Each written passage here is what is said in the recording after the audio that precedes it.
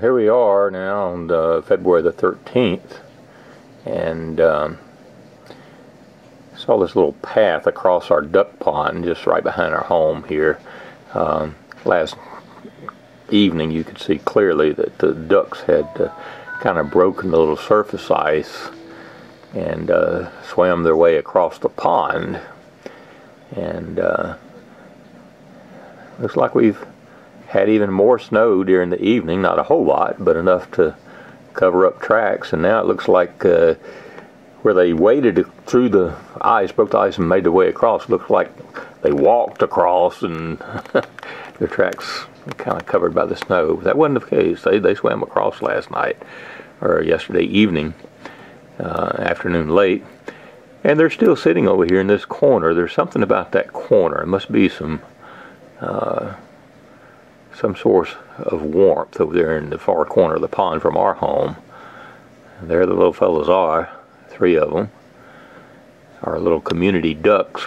You can see that whole area there is it must be warm for some reason. Even the bank, the snow is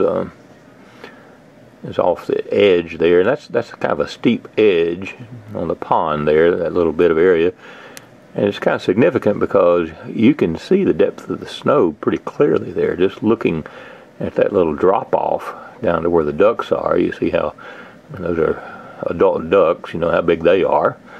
And you can estimate the snow must be about 10 inches there, I'd say. Pretty good little measure. Not accurate, of course, but gives you an idea. It is so pretty. We're so blessed we've not lost power at all through this storm. If we do, we have backup systems. It's not a big deal for us, but I'm very concerned about others. There's a lot of elderly folks that live here, some alone. It's a little retirement community. So we're going to be getting out, doing some checking, and making contact with a few of them, just make sure everything's okay, see if there's anything we can do to help them. Well,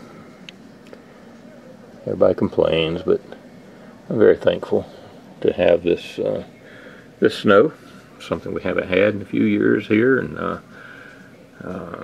this part of western North Carolina, around Henderson County.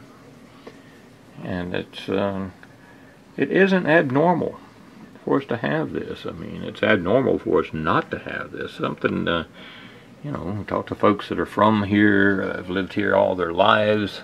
Older folks will tell you that it used to snow a lot more years ago than what it does anymore for some reason.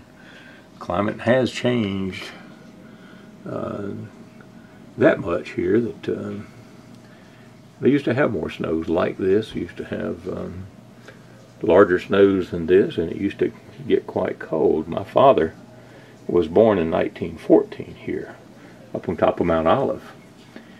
And Dad told me that on Highland Lake and some of the other larger lakes around, when he was a kid, he saw them take old